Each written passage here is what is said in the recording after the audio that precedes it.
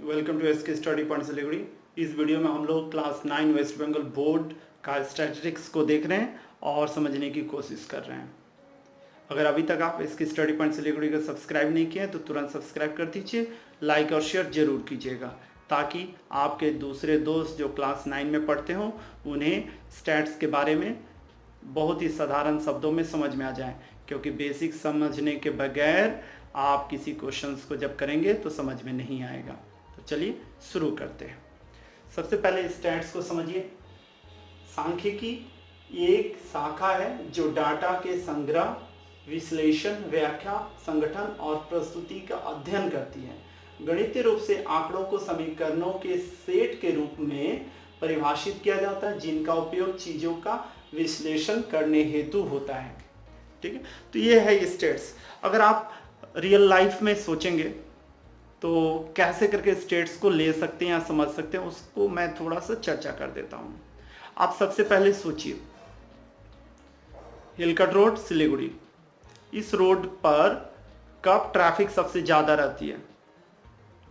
अगर traffic department से पूछा जाएगा तो वह बता पाएगा कि हाँ, इस समय से इस समय तक रोड काफ़ी बिजी रहता है।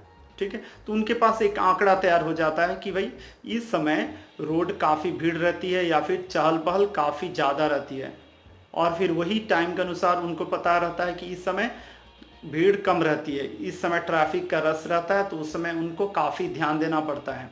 और कुछ ऐसा समय होगा जिसमें एकदम ट्रैफिक काफ़ी कम रहता है, जिस समय रोड खाली खाली देखने को मिलेगा। ठीक है, तो इस तरह से उनसे एक आंकड़ा तैयार करके लिया जा सकता है कि कब आपके पास रोड ठीक है, ट्रैफिक बता पाएगा।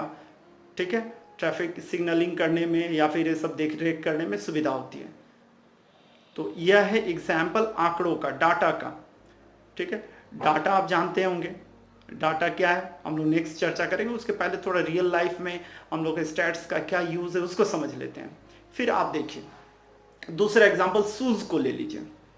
अब शूज़ का जब हम लोग चर्चा करते हैं तो शूज़ का आप समझिए कि शूज़ का 6 नंबर 7 नंबर, ठीक, पहनने वाले ज़्यादा हैं व्यक्ति या कम हैं। फिर वही 8 नंबर 9 नंबर समझ लीजिए। तो कंपनी ने क्या किया, कोई भी कंपनी जो जूता बनाता है या चप्पल बनाता है, उन्होंने एक डाटा इकट्ठा किया कि भाई कितने लोग हैं जो 6 नंबर और 7 नंबर जूता पहनने वाले या चप्पल पहनने वाले हैं। किंतु वही 9 नंबर पहनने वाले काफ़ी बड़े पैर होंगे उनके, तो ये क्या ज़्यादा व्यक्ति हैं? तो उन्होंने देखा कि नहीं, 9 नंबर वाले बहुत कम हैं। तो इससे उनको पता चल गया कि 9 नंबर वाले व्यक्ति काफ़ी कम हैं जिनको इस तरह के जूता खरीदने में सोचना पड़ेगा। किंतु वही 6 नंबर 5 नंबर अगर वो बनाता है तो बहुत ज़्यादा संख्या में व्यक्ति हैं जो 6 नंबर और 5 नंबर वाले जूता पहनते हैं या चप्पल पहनते हैं। तो कोई भी कंपनी अगर जूता बनाती है तो ये आंकड़ा इकट्ठा कर लिया, उसको पता चल गया कि इस रेंज का कोई भी व्यक्ति है, काफ़ी सारे व्यक्ति हैं 5 और 6 नंबर के साइज़ वाले। तो वो जब जूता बनाएगा तो 9 नंबर वाला नहीं बनाएगा, ना ही 1 नंबर वाला बनाएगा, है ना।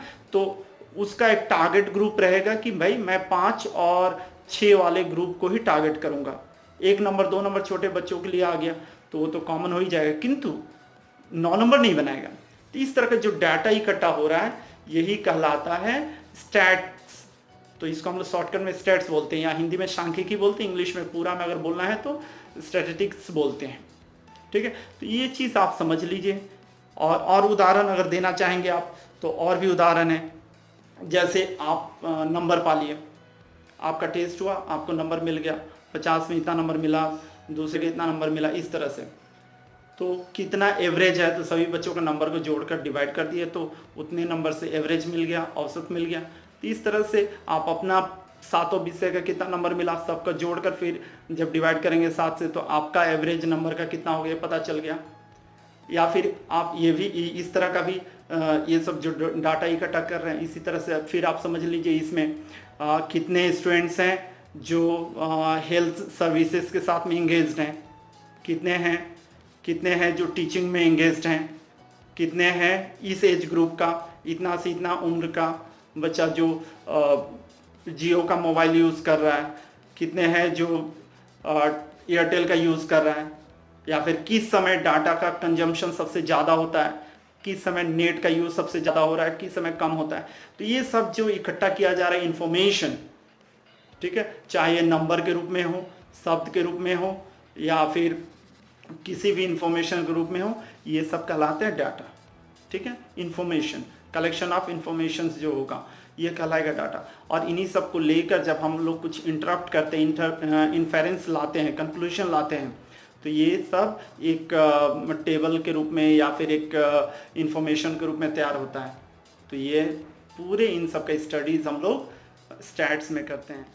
देखिए, हम लोग समझने की कोशिश करते हैं, स्टैट्स के दो प्रकार हैं, डिस्क्रिप्टिव स्टैटिस्टिक्स और इन्फेरेंशियल स्टैटिस्टिक्स, वर्णनात्मक सांख्यिकी और अनुमानात्मक सांख्यिकी। ठीक है, इसको अव्यय सांख्यिकी बोलते हैं। तो ये दो तरह के स्टैट्स होते हैं, जिसमें पहला वाला जो है समराइज करता है डाटा को सैंपल से, इंडेक्स की मदद से, और यह वाला जो है जो कंक्लूड्स करता है डाटा को जो रैंडम वेरिएशन के द्वारा इस्तेमाल करने के बाद में ये कंक्लूजन देने लगता है। ठीक है, तो ये दो तरह के हैं। और इसमें ये भी समझ लीजिए कि ये जो है जनरल फॉर्म के रूप में तैयार होता है, सैंपल से पॉपुलेशन का या हाइपोथेसिस को टेस्टिंग करता है, मतलब काल्पनिक रूप से टेस्टिंग करता है, उसके बाद में एक प्रिडिक्शन लाता है। इसमें कोई भी इंफॉर्मेशन सबको लेकर सारा चीज़ इसमें किया जाता है। ठीक है, फिर किंतु इसमें वर्णनात्मक जो रहता है उसमें कोई भी चीज़ सबका, मान लीजिए आपके पास में एक average of school students, male या फीमेल स्टूडेंट्स कोई कोर्स कर रहा है, उसके बारे में जो ऑर्गेनाइज किया जाता है या समराइज किया जाता है, उसके अंदर सिंप्लीफाई करके हम लोग जो तैयार करते हैं, डाटा को प्रेजेंट करते हैं, ये सारे चीज़ डिस्क्रिप्टिव स्टैट्स में आता है। ठीक है, ये दो तरह के हैं, जस्ट आप नॉलेज के लिए रखे रहिए, समझे रहिए कि क्या होता है। उसका जो इम्पॉर्टेंट चीज़ है वो है डाटा। डाटा को समझिए कि डाटा होता क्या है। कलेक्शन ऑफ फैक्ट्स, तथ्यों का संग्रह, जैसे संख्याएं हो गए, शब्द हो गया, माप हो गया, अवलोकन हो गया, इन सब को डाटा कहते हैं। डाटा को दो तरह के कैटेगरी में बांटा गया है, क्वालिटेटिव और दूसरा होता है क्वांटिटेटिव। क्वालिटेटिव में गुण को दिखाएगा और क्वांटिटेटिव में नंबर्स को दिखाएगा। या डिस्क्रिप्टिव डाटा, इसे मापा नहीं जा सकता है, जैसे मान लीजिए इमोशंस हो गया, किसी का भाव हो गया, उसको माप नहीं सकते, हैप्पीनेस हो गया, उसको नहीं माप सकते हैं। ठीक है, तो ये दो तरह, ठीक है, तो ये दो तरह का होता है, एक नॉमिनल हो गया और एक ऑर्डिनल हो गया। नॉमिनल में जैसे कलर्स, ब्लू, ग्रीन, रेड, ये सब आ जाएंगे। ऑर्डिनल में जैसे पास हुआ या फेल हुआ तो गुड, बैड, वर्स्ट, इस तरह का जो चीज़ बोलते हैं वो आ जाता है क्वालिटेटिव में। बेसिकली क्लास 9 स्टैंडर्ड के हिसाब से आपको इस चीज़ पे ज़्यादा फोकस करना है, क्योंकि इसके जो दो प्रकार हैं उस पर हम लोग काफ़ी सारा कंसंट्रेट करके प्रॉब्लम्स करेंगे। ये सब शब्द, इन शब्दों का इस्तेमाल आप काफ़ी करेंगे क्वेश्चंस में, तब कन्फ्यूजन नहीं हो बोलकर आपको इसका बेसिक नॉलेज होना बहुत ज़रूरी है। देखिए, क्वांटिटेटिव डाटा जो होता है ये न्यूमेरिकल इन्फॉर्मेशन होता है, जैसे मूल्य हो गया, आय हो गया, भार हो गया, ये सारे चीज़ क्वांटिटेटिव में आता है।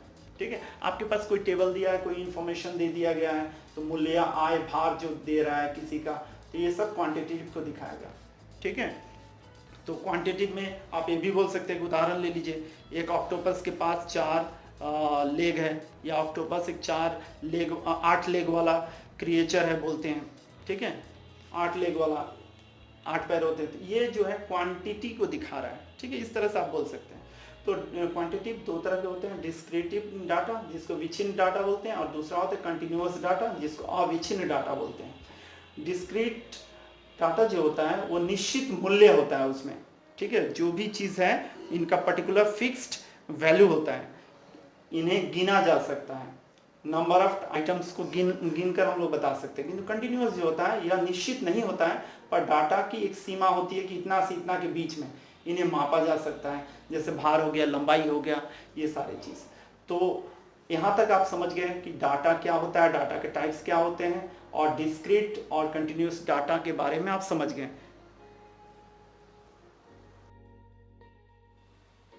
आगे बढ़ते हैं। आप अपनी स्क्रीन पर देख पा रहे होंगे, किसी प्रदत्त राशि तथ्य के चल मतलब वेरिएबल के बृहत्तम और न्यूनतम मान के अंतर को विस्तार कहते हैं। रेंज कहते हैं। यहाँ पर मान लीजिए आपके पास जो टेबल स्क्रीन पर दिख रहा है उस पर देखिए लिखा गया है कि 75 से लेकर 275 के लिए श्रेणी तब कितना हो जाएगा, जो 275 है उसमें से 75 को माइनस कर देंगे तो 200 मिलेगा। यही 200 जो है यह कहलाता है आपका विस्तार, रेंज कहलाता है। ठीक है, इस चीज़ को आप समझ लीजिए। अब अगर आप जो तथ्य है उसको आप श्रेणीबद्ध करके अगर देखिएगा, एक टेबल बना लीजिए, देखिए यहाँ पे, और इस टेबल को 6 श्रेणियों में विभक्त कर दिए, 70 से 105, 105 से 140, इस तरह से करके 6 श्रेणियों में बांट लिए हैं। तब इनके बीच में कितने अंक हैं उसको हम लोग लिखते जाएंगे यहाँ पर, और यह है टेली मार्क, आप क्लास 8 में सीख चुके हैं। तो 70 से 105 के बीच में कितने हैं, तो कुल मिला के 7 टेली मार्क मिल रहे हैं। 5 4 एक बार, और उसके बाद इसको मिलाते हुए जोड़ देना 5, और ये 2 हो गया 7। तो जितने बार हो रहे हैं वह उसका आवृत्ति कहलाता है। तो आवृत्ति को भी आप जानते हैं, इसको बारंबारता भी बोलते हैं, इंग्लिश में फ्रीक्वेंसी बोलते हैं, या बारंबारता। जब 10 में जाइएगा आप तो बारंबारता वर्ड यूज़ कीजिएगा, या फिर आवृत्ति भी कर सकते हैं, कोई दिक्कत नहीं है। तो ये टेली मार्क हो गया, 5 के जोड़ में रहता है, देखिए 4 रहेगा और एक तिरछा करके रहेगा, तो और यह हो गया आवृत्ति। ठीक है, तो उम्मीद कर रहा हूँ आपको रेंज जो है वो समझ में आ गया होगा। अब हम लोग देखते हैं और समझने की कोशिश करते हैं क्लास फ्रीक्वेंसी क्या होता है। स्क्रीन पर आप देख पा रहे होंगे कि श्रेणी के अंतर्गत जितने मान मिलते हैं उसे श्रेणी की आवृत्ति कहते हैं। ठीक है, श्रेणी की आवृत्ति कहते हैं। ये चीज़ आप समझ लीजिए, क्लास फ्रीक्वेंसी क्या होता है, क्या आवृत्ति होता है, उसको समझ लीजिए। ठीक है, और साथ में श्रेणी अंतर, जिसको हम लोग समझने की कोशिश किए थे थोड़ी देर पहले, श्रेणी अंतर जो होता है, क्लास इंटरवल, अगर 70 से लेकर 105 या 105 से लेकर 140 के बीच में अगर मान लेते हैं, तो इनके बीच में जितने भी श्रेणियां होंगी या फिर जितने भी श्रेणियां हुई 70 से 105 या 210 से 245 तक, ये सब जो विस्तृत प्रसार वाले वेरिएबल के मान हैं, इनको कई श्रेणियों में विभक्त किया जाता है। ऐसे प्रत्येक श्रेणी को क्लास इंटरवल या श्रेणी अंतर कहा जाता है। और याद रखना चाहिए कि 5 से कम या 30 से ज़्यादा नहीं होना चाहिए, क्योंकि इससे ज़्यादा लेना उचित नहीं होता है। तो उम्मीद कर रहा हूँ कि किसी श्रेणी के अंतर्गत की जितने मान मिलते हैं उसे उस श्रेणी का आवृत्ति या क्लास फ्रीक्वेंसी या क्लास बारंबारता कहा जाता है। समझ में आ गया होगा आपको, और श्रेणी अंतर का भी कंसेप्ट एकदम क्लियर हो गया होगा।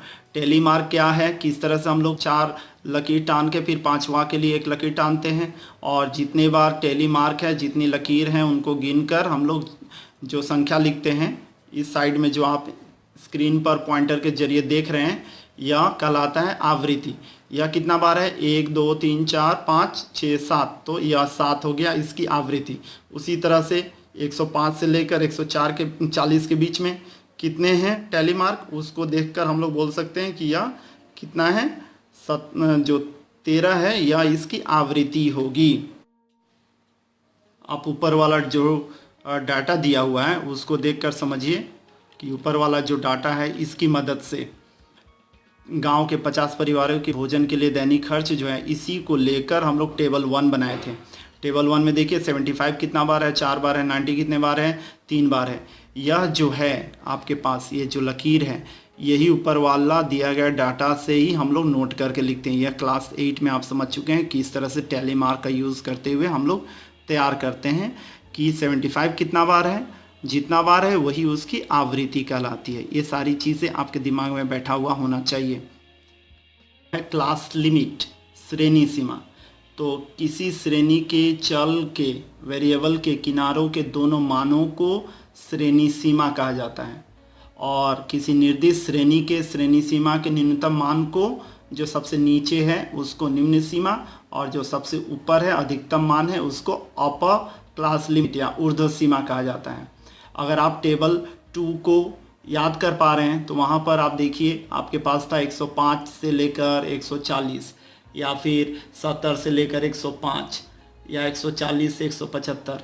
तो 105 से लेकर 140 जो है, यह जो क्लास है ये वाला क्लास, तो यहाँ पर जो 105 है वही कहलाएगा लोअर लिमिट, ठीक है, निम्न सीमा, और 140 जो है वो कहलाएगा ऊर्ध्व सीमा, मतलब अपर क्लास लिमिट। ठीक है, इस चीज़ को आप याद करके रखिएगा कि निम्न श्रेणी सीमा और बृहत्तम श्रेणी या उच्च श्रेणी सीमा दो चीज़ होता है, दोनों अलग अलग होते हैं। तो क्लास लिमिट या श्रेणी सीमा को समझ लेना बहुत ज़रूरी है। सेम इसी तरह से अगर आप समझेंगे कि नहीं श्रेणी सीमा जो है उसमें कब किसको लेना है, मान लीजिए आपके पास में किसी भी श्रेणी सीमा की बात कर रहे हैं तो वहाँ पे 140 से 175 हो या 175 से 210 तक हो, दो श्रेणी में है। तो यहाँ पर 175 को मैं किस में लूँगा, 175 को मैं 175 से 210 के बीच में लिया हूँ, किंतु 140 से लेकर 175 के बीच में यहाँ पे नहीं लिया। क्यों नहीं लिया, इस चीज़ को आप समझ लीजिए।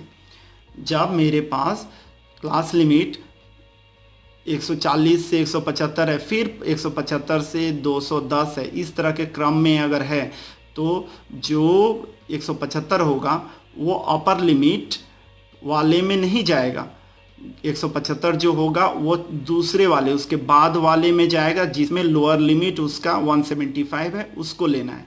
तो श्रेणी सीमा को हम लोग दो तरह के विधियों से लेकर लेते हैं और समझते हैं कि उसको किस श्रेणी में रखना है, 140 से 175 वाला और 175 से 210 वाला। तो दो श्रेणी है, तो 175 को किस में लेंगे, 175 से 210 वाले श्रेणी में लेंगे। क्यों लेंगे, तो इसका क्या तरीका है, क्यों लिया जाता है, इस चीज़ को समझ लीजिए। श्रेणी सीमा दो तरह से ली जाती है, इस चीज़ को आप समझ लीजिए। श्रेणी सीमा को दो तरह से ली जाती है, एक श्रेणी बाह्य पद्धति है जिसको एक्सक्लूसिव मेथड कहते हैं, और दूसरा है श्रेणी अंतर्गत पद्धति जिसको इंक्लूसिव मेथड कहते हैं। इसमें होता क्या है, श्रेणी बाह्य पद्धति में प्रत्येक श्रेणी की बृहत्तम सीमा ऊर्ध्व सीमा अगले श्रेणी की न्यूनतम सीमा बन जाती है, और बृहत्तम सीमा के मान की गणना उस श्रेणी में शामिल नहीं होता है, ठीक अगली श्रेणी में इसकी गणना शामिल होती है। जैसे श्रेणी टेबल जो दो था उसमें आप याद कीजिए 70 से 105, 105 से 140 ऐसे करके दिया हुआ है। अगर यहाँ पे 105 होता तो 105 इस श्रेणी में जाएगा, 140 है तो इस श्रेणी में जाएगा, 175 है तो इसके बाद वाले में चला जाएगा, इसमें चला जाएगा, इसमें नहीं आएगा। तो यह चीज़ आपको समझ लेना है कि श्रेणी बाह्य पद्धति एक्सक्लूसिव मैथड होता क्या है। किंतु वही अगर श्रेणी अंतर्गत पद्धति के बारे में आप जानते हैं, एक्सक्लूसिव के बाद में इंक्लूसिव मेथड के बारे में सोचते हैं, तो यहाँ पर देख लीजिए आपके पास जो श्रेणी है 60 to 69 या 70 to 79 या 80 to 89, इसमें होता क्या है, प्रति श्रेणी की न्यूनतम सीमा और बृहत्तम सीमा वाले अंक के अंतर्गत गणनीय होते हैं। तो जो जिस श्रेणी में है उसी श्रेणी का में उसी नंबर को ले लिया जाएगा। मान लीजिए 69 है तो 69 इसी में आएगा, 60 से 69 के बीच में, 70 है तो 70 इसी में आएगा, 79 है तो इसी में आएगा। ऐसा नहीं कि इसमें चला जाएगा। कारण क्या है, क्योंकि देखिए यहाँ पे इसका एंड और इसका शुरुआत अलग अलग है, एक ही नहीं है।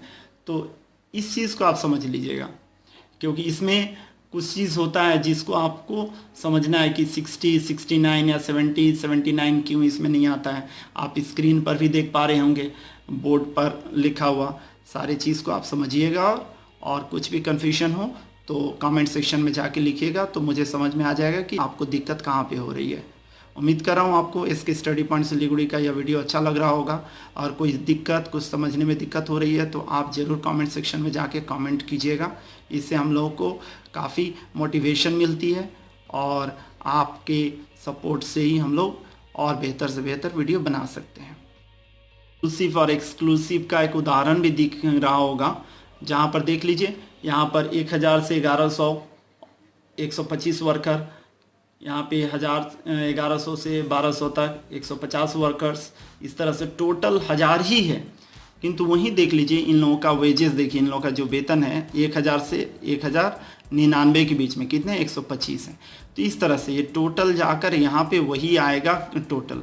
तो इस चीज़ को लेना है कि यहाँ पर आप 1099 आप यहाँ पे नहीं ले रहे हैं, वो चला जा रहा है यहाँ पर, इस तरह से करके हम लोग तैयार करते हैं। इस चीज़ को मेन फोकस करना होता है, इंक्लूसिव में इस चीज़ को और एक्सक्लूसिव में इस चीज़ को ध्यान में रखना होता है। अब हम लोग श्रेणी सीमांत को, क्लास बाउंड्रीज को समझने की कोशिश करते हैं। एक्चुअली में क्लास बाउंड्रीज जो होता है वह श्रेणी सीमांत के बीच के अंतर को पूरा करने के लिए दोनों सीमाओं को, जिन दो सीमाओं तक श्रेणी को बढ़ाया जाता है या प्रसारित किया जाता है, उन सीमाओं को श्रेणी सीमांत कहा जाता है। न्यूनतम मान को निम्न श्रेणी सीमांत और बृहत्तम मान को उच्च श्रेणी सीमांत कहा जाता है। जैसे उदाहरण के तौर पर यहाँ पर देख लीजिए, आपके पास यहाँ पे 60 to 69, 70 to 79, 80 to 89 बोला गया है। इन दोनों का जो अंतर है, इसका लास्ट का, ठीक है, इसका उच्च श्रेणी सीमांत और इसका निम्न श्रेणी सीमांत, इन दोनों का अंतर निकालिए, कितना हो गया? एक का आधा कीजिए 0.5। इसका मतलब हो गया कि यहाँ पर 0.5 माइनस करना है और इस 0.5 को यहाँ पर जोड़ना है। आप स्क्रीन पर भी देख पा रहे होंगे, हैंड रिटन अलग करके 2 कॉलम में बनाया हुआ आपको दिख रहा होगा। 62.5 माइनस किया गया तो 59.5 और 69 पर 0.5 को ऐड किया गया तो 69.5। कैसे आया वो तो देख ही रहे होंगे। 70 से 69 माइनस किया तो 2 डिवाइड किया तो 1/2 इक्वल टू 0.5 हो गया। तो इसी 0.5 को लेकर लोअर जो क्लास बाउंड्री है उसके साथ में क्या करना होगा? घटा देना होगा और अपर के साथ में जोड़ देना होगा। इस तरह से करते हुए हम लोग श्रेणी सीमांत को लेते हैं और सारा टेबल को श्रेणी सीमांत की मदद से तैयार कर लेते हैं। उम्मीद कर रहा हूँ आपको समझ में आ गया होगा। स्टडी पॉइंट सिलीगुड़ी का स्टैट्स का, सांख्यिकी का बेसिक्स वाला वीडियो, और हम लोग अब समझने की कोशिश कर रहे हैं मिड वैल्यू या क्लास मार्क होता क्या है, मध्यमान या मध्यमा होता क्या है।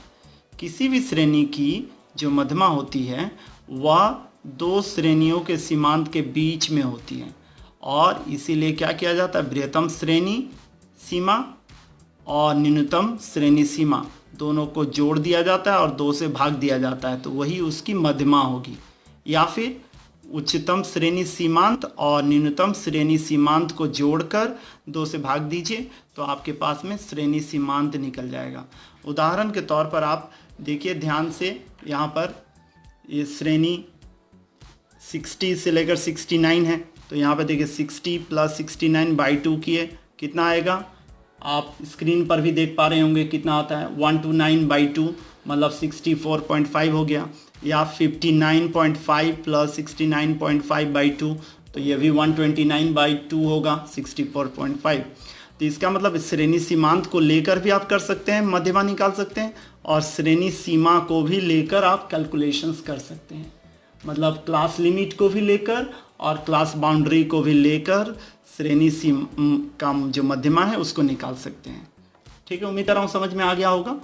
अब देखिए नेक्स्ट टॉपिक जो है वह है आपका श्रेणी की लंबाई। श्रेणी की लंबाई किसी भी श्रेणी के 2 श्रेणी सीमांतों के बीच के अंतर को श्रेणी की लंबाई कहते हैं। तो उच्च श्रेणी सीमांत में से निम्न श्रेणी सीमांत को घटा दीजिए, आपके पास में श्रेणी की लंबाई तैयार हो गई।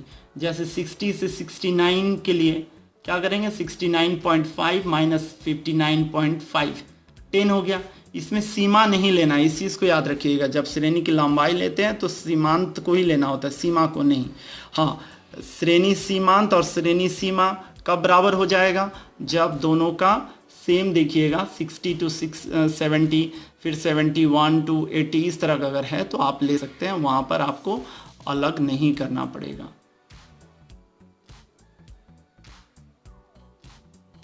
ठीक है, तो उम्मीद कर रहा हूँ आपको समझ में आ गया होगा। देखिए यहाँ पर इसी तरह से 70 to 105, तो यहाँ पर आप देख लीजिए किस तरह से श्रेणी की जो लंबाई होगी 105 to 70 माइनस किया तो 35 हो गया। तो इस तरह से भी आप ले सकते हैं। या फिर यहाँ पर देखिए 60 to 69 तो 69.5 माइनस 59.5 100 यहाँ पर 10 हो गया। उसी तरह से यहाँ पे 35 हो गया। तो इस तरह से आप निकाल सकते हैं। ये सब बेसिक जो थे उन चीज़ों को आप समझ गए। उम्मीद कर रहा हूँ आपको समझने में कोई परेशानी नहीं हो रही होगी। क्योंकि इन चीज़ों को जानना बहुत ज़रूरी है। इनके अलावे भी कुछ टर्म है जिसको आप ध्यान से फटाफट देख लीजिए। आवृत्ति घनत्व कहने का मतलब है श्रेणी की आवृत्ति और श्रेणी की लंबाई लेते हैं, उसी सबको आप समझ लीजिएगा कि इस तरह से इनका जो फॉर्मूला होता है यूज़ करके आप पूरा कैलकुलेशन या टेबल किस तरह से फिलअप कर सकते हैं उसको समझ लीजिएगा, क्योंकि अभी हम लोग टेबल देखने जा रहे हैं। उसमें आपको कोई भी कन्फ्यूजन हो तो बता दीजिएगा। पास दैनिक खर्च 7205 आवृत्ति दिया हुआ है, श्रेणी सीमा भी बताया गया, देखिए न्यूनतम बृहत्तम श्रेणी सीमांत भी दिया गया है, मध्यमा श्रेणी की लंबाई, आवृत्ति घनत्व, आवृत्ति आपेक्षिक आवृत्ति और आवृत्ति का प्रतिशत दर, इन सब चीज़ों को आप समझ लीजिएगा क्योंकि ये सब बेसिक चीज़ है जिसको जानना जरूरी है। यहाँ पे देखिए 70 है, दैनिक खर्च 7205, तो कितने हैं 7 हैं, तो श्रेणी न्यूनतम कितना हो गया 70, बृहत्तम कितना हो गया 105 और श्रेणी सीमांत कितना हो गया, पहला वाला निम्न 70 ही हो गया और उच्च कितना हो गया 105, मध्यमा कितना हो गया, देखिए इन दोनों को ऐड करना है 105 प्लस 70 180 यहाँ पर और 180 को 2 से डिवाइड किए तो कितना हो गया, यही आ गया इसका मध्यमा। ठीक है, फिर श्रेणी की लंबाई कितनी हो गई 105 माइनस 70 35 हो गया। उसी तरह से आवृत्ति घनत्व कितना हो गया, इसको भी आप समझ लीजिए किस तरह से निकालते हैं, फॉर्मूला आप देख लीजिए स्क्रीन पर दिख रहा होगा और यहाँ भी उसी तरह से इन सब का अपेक्षित आवृत्ति निकाल लेने के बाद में उसको 100 से मल्टीप्लाई कीजिएगा तो वो दर हो जाएगा। तो उम्मीद कर रहा हूँ आपको पूरी स्टैट्स का यह पोर्शन बहुत ही आसान है, हार्ड कुछ नहीं है, जस्ट आप प्रैक्टिस कीजिएगा तो समझ में आसानी से आ जाएगा। अब देखिए जो टेबल आपके पास दिख रहा है उसमें 1 से 10, 11 से 20, 21 से 30, 31 से 40, 41 से 50 श्रेणी दिया गया है। इसके श्रेणी आवृत्ति को पहले वाले चार्ट से देखकर उतार लेना है। न्यूनतम श्रेणी सीमा, बृहत्तम श्रेणी सीमा, श्रेणी सीमांत जैसे पहले किए उसी तरह से बनाते चला जाना है। फिर मध्यमा जो होता है उसको निकाल लेना है। फिर श्रेणी की लंबाई निकाल लेने के बाद में आवृत्ति घनत्व निकालना है, श्रेणी की आवृत्ति को श्रेणी की लंबाई से भाग देकर। Thank you very much.